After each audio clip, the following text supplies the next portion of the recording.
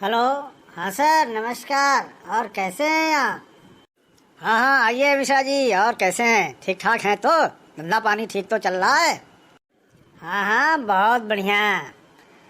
Network marketing में अच्छी धूम मचा रहा हूँ मैं। थोड़ा आया था आपसे मसालों के बारे में जानकारी लेने के लिए कि कैसे निर्माण होता है, उनकी गुणवत्ता कैसे होती है, रॉ मटेरियल क्या होता है, इन्हीं सब चीज़ों के बारे में जानना चाह रहा था। थोड़ा सा इस पे लाइट करें आप। ये तो बहुत अच्छी बात कही मिश्रा जी आपने।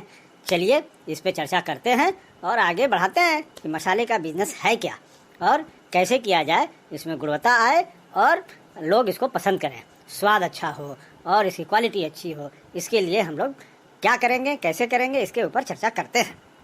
हाँ सर, ये बताइए कि मसाले के बिजनेस स्टार्ट करने के लिए कौन कौन से मशीनरी की ज़रूरत पड़ती है। देखिए, मसाले पीसने के लिए एक आपको पल्वराइज़र लेना पड़ेगा। पल्वराइज़र की कैपेसिटी अलग अलग होती है। 5 horse power, 3 horse power, 2 horse power, 10 horse power, 15 horse power, 20 horse power, 25 horse power, 35 horse power. जितनी कैपेसिटी की आप लेंगे, बड़ी लेंगे तो बड़ी पिसाई, छोटी लेंगे तो छोटी पिसाई होती है। दूसरी मशीन जो लेनी होती है वो होती है मिक्सर, जिसमें सभी मसाले पीसने के बाद मसालों के फार्मूला के अनुसार आप उसमें डाल करके सभी मसालों को मिक्स करते हैं। और उसके बाद आती है पैकेजिंग। पैकेजिंग जो है 2 तरह की होती है, एक बॉक्स पैकेजिंग होती है, एक पाउच पैकेजिंग होती है। पाउच के लिए आपको पाउच पैकिंग मशीन लेनी पड़ेगी। बॉक्स के लिए आप जो है पाउच पैकिंग मशीन से पाउच में पैक के और उसको फाड़ करके बॉक्स में आपको डालना होगा। ये मैनुअल तरीका है और इसको करने से आपको आसानी होगी। अदरवाइज आपको पाउच को सील करने के लिए एक जो है बैंड सीलर लेना पड़ेगा, जिसमें आपको पाउच आसानी से सील हो जाती है। बैच कोडिंग के लिए उस पर MRP, वेट, मैन्युफैक्चरिंग डेट डालने के लिए आप क्या करते हैं? हाँ हाँ हाँ, अरे मिश्रा जी, ये तो बहुत कठिन काम है। मैनुअल भी कर सकते हैं और उसके लिए इलेक्ट्रॉनिक मशीन भी ले सकते हैं। मैनुअली मशीन जो आती है 4,000, 2,500 से लेकर 4 साढ़े 4 हज़ार रुपये तक आती है। उसमें आपको जो है सेट करना पड़ता है और उससे आपको मुहर मारनी पड़ती है। दूसरा तरीका है, कुछ चाइनीज़ मशीन आती हैं इलेक्ट्रॉनिक वाली, जो हैंड हेल्ड मशीन बोलते हैं। उन मशीनों से भी आप जो है पाउच पे प्रिंटिंग कर सकते हैं। लेकिन इंडिया में और कंपनियां जो यूज करती हैं वो इंकजेट कोडिंग मशीन कहलाती है। उसकी कीमत 1.5 लाख रुपए से लेकर के 3 लाख रुपए, 4 लाख रुपए, जितनी लाइन की आप मशीनें लेंगे, कितनी लाइन की प्रिंट करनी है ये देखना होता है। जैसे MRP 1 लाइन हो गया, वेट 1 लाइन हो गया, मैन्युफैक्चरिंग डेट 1 लाइन होगी और बैच नंबर 1 लाइन होगी। मिनिमम 4 लाइन तो लगता ही है। तो इसलिए 4 लाइन की मशीन आप लेंगे तो उसकी कीमत करीब 2 से 2.5 लाख रुपए के आसपास पड़ेगी।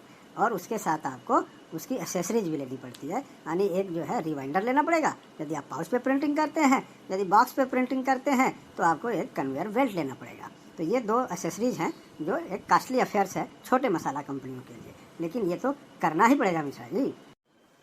अच्छा सर, इसमें यदि इंकजेट कोडिंग मशीन लेनी हो तो किस कंपनी का बेहतर रिजल्ट है?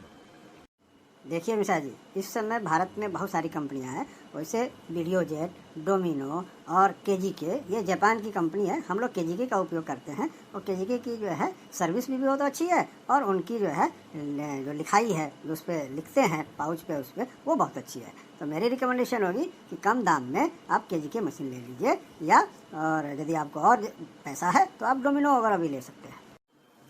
हाँ सर, ये पल्वराइजर और मशीनों की कास्ट क्या होती होगी, इसके बारे में थोड़ा सा बताएं। देखिए, पल्वराइजर की कास्ट जो है उसके हार्स पावर पे निर्भर करती है। 3 हार्स पावर की पल्वराइजर आपको जो है 55-50 हज़ार रुपये में मिल जाएगी। मोटर आपको अलग से लेना पड़ेगा, या आप यदि नेगोशिएट करते हैं किसी से तो वो 60-70 हज़ार रुपये में आपको 3 हार्स पावर का पल्वराइजर दे देगा। 5 हार्स पावर का पल्वराइजर आपको करीब 1 लाख रुपये, 1,10,000 रुपये के आसपास पड़ेगा। 10 हार्स पावर का पल्वराइजर आपको ना, जिसमें 16 इंची का जो है वो चेम्बर होगा, है ना, वो जो है आपको करीब 1 लाख से 1.5 लाख रुपए के बीच में पड़ेगा। मोटर आपको अलग से लेना पड़ेगा। पल्वराइजर के साथ साथ आपको एक ड्रायर भी लेना पड़ेगा, क्योंकि बरसात के दिनों में माल सुखाने के लिए बड़ी दिक्कत होगी, पीसने में बड़ी दिक्कत होगी। तो उसके लिए आपको एक ड्रायर लेना पड़ेगा और ड्रायर की कीमत है ना 25,000 से लेकर के जितनी कैपेसिटी का लेंगे उसके ऊपर निर्भर करता है। तो इसलिए ड्रायर और पल्वराइजर दोनों साथ ही खरीदें। और मिक्सर भी आपको 60-65 हज़ार रुपये से शुरुआत होती है। 25 केजी से लेकर के शुरुआत होगी कैपेसिटी का। तो आप जब भी मिक्सर लें तो 50 किलो से ऊपर का लें, 100 किलो वाला लें, जिससे कि आने वाले समय में आपको बदलना ना पड़े। तो ये तीनों की कीमत हो गई। ये तो हो गई सर इन मशीनों की बात जो पिसाई और मिक्सिंग करती हैं। अब हम जानना चाह रहे थे कि पैकिंग में क्या आप कौन सी टेक्नोलॉजी उपयोग करते हैं, कौन सी मशीनों का प्रयोग करते हैं जिनसे अच्छे तरीके से प्रोडक्शन किया जा सके। देखिए मिश्रा जी, पैकेजिंग एक ऐसा सेक्टर है जिसमें कि आपको है ना बहुत ध्यान रखना पड़ेगा, क्योंकि जो माल दिखता है वही बिकता है। इसलिए पैकेजिंग जो है भारत में जो प्रचलित है अभी वो पाउच पैकेजिंग का है।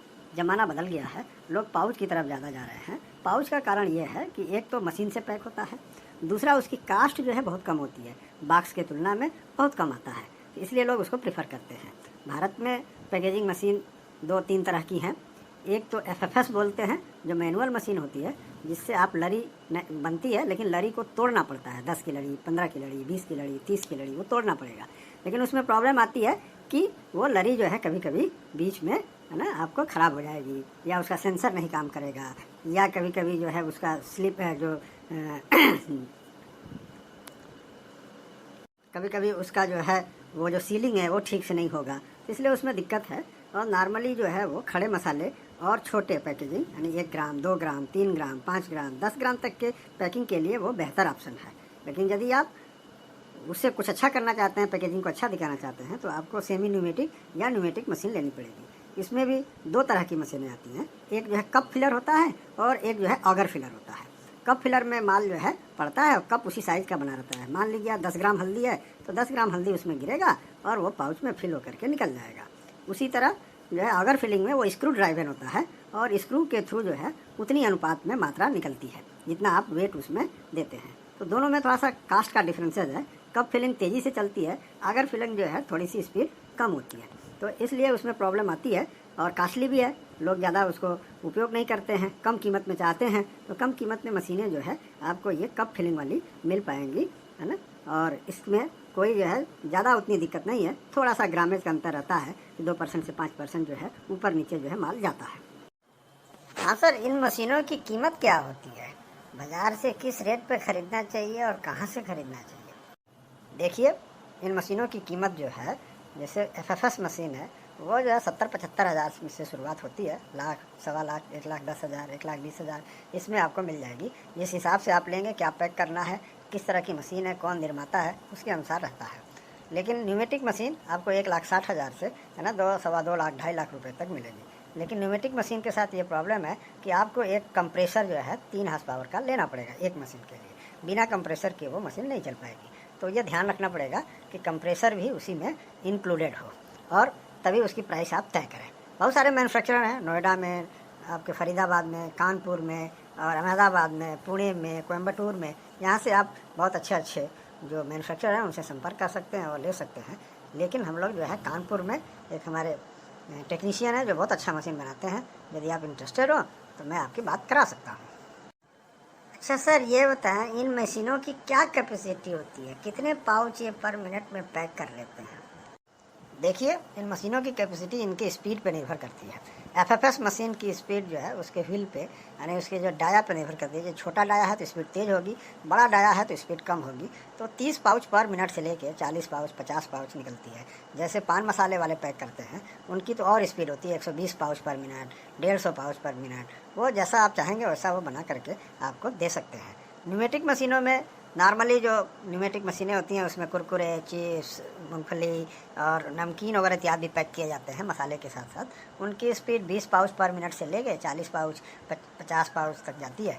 और उनके न्यूमेटिक सिस्टम पर निर्भर करता है कि कितना और मटेरियल किस तरह का है, बल्कि है कि क्या है। इस तरह के मटेरियल को पैक करने में थोड़ा सा समय लगता है, उसके हिसाब से स्पीड रहती है। तो इसलिए इनकी जो है हमारी जो मशीन है वो 40 पाउच पर मिनट की है, जो बहुत अच्छा स्पीड है, आप उसको उपयोग कर सकते हैं। अच्छा सर, ये बताएं कि यदि कोई इस इंडस्ट्री को शुरू करना चाहता है तो कितनी लागत लगाएगा और जो है कितना प्रॉफिट कमा सकता है? देखिए मिश्रा जी, इस इंडस्ट्री को शुरू करने के लिए मशीनों में तो ज़्यादा खर्च नहीं आएगा। जैसे आपने एक पल्वराइज़र ले लिया, एक मिक्सर ले लिया, एक ड्रायर ले लिया, एक पैकेजिंग मशीन ले ली और एक कोडिंग मशीन ले ली, ये सब मिला करके 15 से 20 लाख रुपए में आपका सेटअप हो जाएगा। लेकिन इस इंडस्ट्री की सबसे बुरी चीज़ है इसकी पैकेजिंग मटेरियल और रॉ मटेरियल खरीदना। जिसकी इन्वेंट्री आपको ज़्यादा से ज़्यादा पैसा लगा के करना पड़ता है। इसलिए इसमें सावधान हो, केवल मशीनों पे ना जाए, रॉ मटेरियल और पैकेजिंग मटेरियल पे विशेष ध्यान दें। हाँ सर, ये पैकेजिंग मटेरियल की इन्वेंट्री कैसे आप मैनेज करते हैं और कितनी होनी चाहिए और कैसे होनी चाहिए, इसके बारे में थोड़ा बताएं। देखिए मिश्रा जी, पैकेजिंग मटेरियल में दो तरह का मटेरियल है, बॉक्स और पाउच। बॉक्स तो आप कम क्वांटिटी में भी छपवा सकते हैं, लेकिन पाउच जो है आपको मिनिमम 200 केजी छपवाना पड़ता है और उसमें सिलेंडर लगता है। जितने कलर आपके पाउच में होंगे उतने सिलेंडर आपको बनवाने पड़ते हैं। तो 30-35 हज़ार रुपये से लेके 40-50 हज़ार रुपये जितना बड़ा पाउच होगा और जितना आप उसकी जो सिलेंडर की लेंथ और चौड़ाई करेंगे उसके अनुसार पैसा लगता है। तो पाउच की कास्टिंग जो है थोड़ा सा ज़्यादा है। करीब एक पाउच को बनवाने में एक, वैसे मान लीजिए धनिया है, गरम मसाला है, मिर्च है ना, हल्दी है, पनीर है और जो है छोले है, चिकन है, इस तरह के मसाले के पाउच बनवाने के लिए हर को अलग अलग बनवाना पड़ेगा। तो यदि आप 17-18 मसाले भी आप मार्केट में लेके आना चाहते हैं तो 17-18 की एक साइज़, जैसे 5 रुपये की साइज़, उसके लिए आपको कम से कम 1-1 लाख रुपए खर्च करने पड़ेंगे। यदि 10 रुपये की साइज़ है तो 1-1 लाख रुपए खर्च करने पड़ेंगे। और यदि खड़े मसाले में भी जाते हैं तो उसमें भी आपको जो 8 से 10 आइटम रहते हैं, उसके लिए भी आपको लाख रुपए खड़ा करना पड़ सकता है। लेकिन यदि आप चाहें तो एक ही सिलेंडर में 4-5 आइटम को प्रिंट करा सकते हैं और उसमें जो है 4-5 आइटम आप ले सकते हैं। लेकिन उसकी प्रॉब्लम यही है कि एक आइटम ख़त्म होने पे फिर से प्रिंट करने पे फिर 4-5 आइटम को प्रिंट कराना पड़ता है, तो उससे आपकी इन्वेंट्री बढ़ जाती है और वो दिक्कत आएगी। लेकिन यदि आप कम पूंजी है तो आप ये तरीका हासिल करके और प्रिंट करा सकते हैं। रॉ मटेरियल के बारे में थोड़ा सा हाईलाइट करें, कौन सी मटेरियल कहाँ से खरीदी जाए, कैसे खरीदी जाए और क्या रेट पे उपलब्ध होता है। देखिए मिश्रा जी, रॉ मटेरियल में 3 आइटम मुख्य आइटम है, हल्दी है, धनिया है और मिर्चा है। इन तीनों का प्रयोग हर मसालों में प्रयोग किया जाता है। तो ये 3 आइटम तो आपको लेने पड़ेंगे। हल्दी आपको आपको निजामाबाद, सांगली और इन क्षेत्रों से आपको अच्छी जो है हल्दी मिल जाएगी, जिसका रेट जो है वो मार्केट के ऊपर डिपेंड करता है ना। 80 रुपये से लेकर के 100 रुपये तक, 110 रुपये तक, जैसी क्वालिटी है उस तरह की हल्दी आपको मिलेगी। और मिर्च है वो गुंटूर के क्षेत्र में, जो आंध्र प्रदेश का एरिया है, वहाँ से आप जो है तेजा, S340 इस तरह की मिर्ची आप ले सकते हैं और उसका रेट वहाँ से आपको अच्छा मिल सकता है, या अपने नज़दीक के होलसेल मार्केट से भी आप खरीद सकते हैं। धनिया आपको कोटा से अच्छा मिल सकता है, कोटा मेन मार्केट है, वहाँ से आप धनिया जो है टनों में उठाना पड़ेगा। 2 क्विंटल, 4 क्विंटल, 5 क्विंटल धनिया वहाँ से आपको ले आने में दिक्कत होगी। इसलिए मिर्ची भी, धनिया भी और हल्दी भी आप यदि टनों में खरीदते हैं तो जा करके आपको प्रॉफिट आएगा। अच्छा सर, ये काली मिर्च, जीरा वगैरह ये सब खरीदने के लिए क्या जो है प्रोसेस है, कैसे क्वालिटी आप जो है तय करते हैं? बड़ा सुंदर सवाल है मिश्रा जी। इसके लिए आपको एक्सपर्ट होना पड़ेगा और देखना पड़ेगा कि आप जो है कहाँ से मटेरियल ले रहे हैं और क्या क्वालिटी है। जैसे इलायची ले लें, इलायची जो है कई तरह की MM में आती है, छोटी इलायची, वो केरल में होती है, उसका ऑक्शन वहाँ होता है। लेकिन आप बड़े होलसेलर से भी ले सकते हैं। 8 mm है, 7.5 mm है, 7 mm है ना, 6.5 mm है, 6 mm है और एक आती है पान वाली। तो उसके अनुसार उसका दाम रहता है 1300 रुपये से लेकर के अभी 1600, 1700, 1800 रुपये तक जाता है। तो ये बाज़ार रोज़ ऊपर नीचे होता रहता है, उसको देख सकते हैं।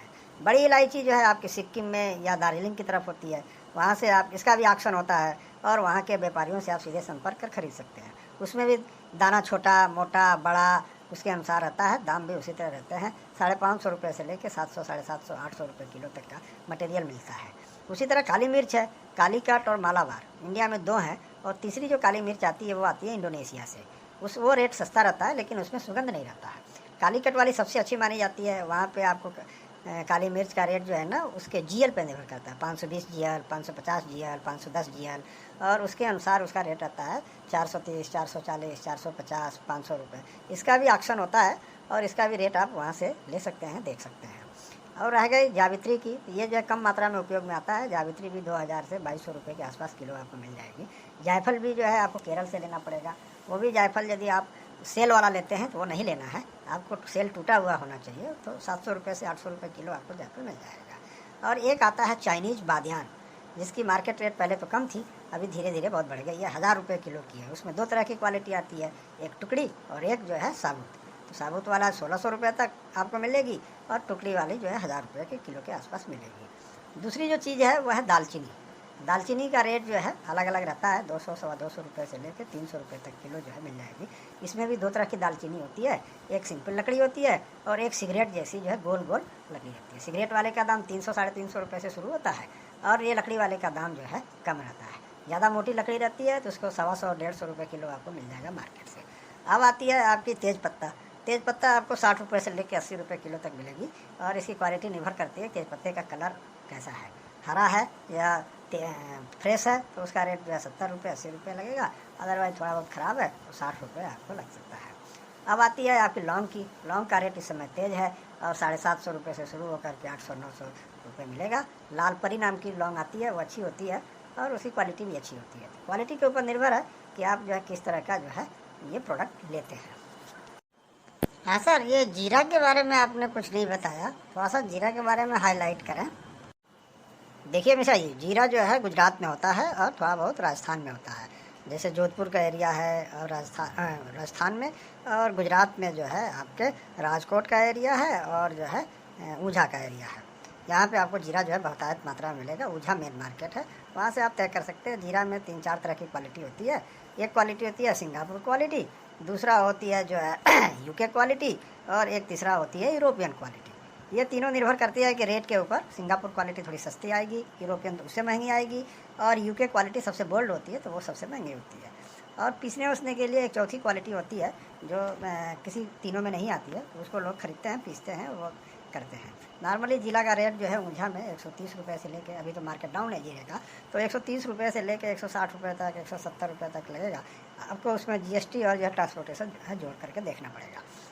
तो जीरे के लिए आपको जो है ऊंझा या राजकोट में किसी व्यापारी से संपर्क करके आप ले सकते हैं, लेकिन जीरा भी आपको जो है ना टन में ख़रीदना पड़ेगा। 2 क्विंटल 4 क्विंटल जीरा वहाँ से मंगाने में आपको कोई प्रॉफिट नहीं होगा। इसीलिए लोकल मार्केट से जीरा ले लें, वहाँ भी आपको 160 165 170 रुपये किलो जो है वो मिल जाएगा। अच्छा सर, ये फार्मूलेशन वगैरह का आप लोग कैसे करते हैं? क्या किसी एक्सपर्ट की एडवाइस लेते हैं या अपने आप करते हैं? देखिए, फार्मूलेशन के लिए आपको जो एक्सपर्ट की एडवाइस लेनी पड़ेगी। भारत में जो है CFTRI central food technological research institute है, जो फूड से रिलेटेड जो है आइटम वो करते हैं और बहुत सारे जो एक्सपर्ट्स हैं फूड के, उनसे आप संपर्क कर सकते हैं। बहुत सारे जो है बावर्ची हैं जो इसके स्पेशलिस्ट हैं, उनसे संपर्क करके आप फार्मूलेशन ले सकते हैं और एक बार आपने सेट कर लिया तो वो आपका जो है मार्केट जो है अच्छा जो है दे सकता है। तो इसलिए जो है फार्मूलेशन जो है हर कंपनी का अलग अलग होता है और वो टेस्ट और फ्लेवर के लिए जो है अपने हिसाब से उसमें मटेरियल डालते हैं। तो इसलिए किसी का भी यूनिक नहीं होगा, है ना। हर किसी का टेस्ट और फ्लेवर जो है अलग अलग होता है, तभी तो वो कंपनी माल बेच पाती है। अच्छा सर, ये बताएं कि ये सब प्रोडक्शन तो कर लिया, मार्केटिंग का क्या प्रोसेस है इंडिया में? अरे मिश्रा जी, मार्केटिंग का ही तो सबसे बड़ा खेल है इसमें। बनाने को तो आप बना लोगे, बेचने के लिए आप कहाँ जाओगे, कैसे करोगे, ये एक बहुत बड़ा चैप्टर है। इसमें हम लोग आगे बात करेंगे इस पर, है ना। फिर दोबारा बैठते हैं, फिर इस पर मार्केटिंग और मार्केटिंग की स्ट्रेटजी क्या हो, कैसे बेचें, कहाँ बेचें, क्या करें, कौन सा माल बनाएं, कौन सा माल बिकेगा, इन सब चीज़ों पर चर्चा करेंगे। चलिए मिश्रा जी, आप आए, इसके लिए बहुत बहुत धन्यवाद। थैंक यू सर, आप अपना समय, बहुमूल्य समय हम लोग को दिए, इसके लिए आपको धन्यवाद।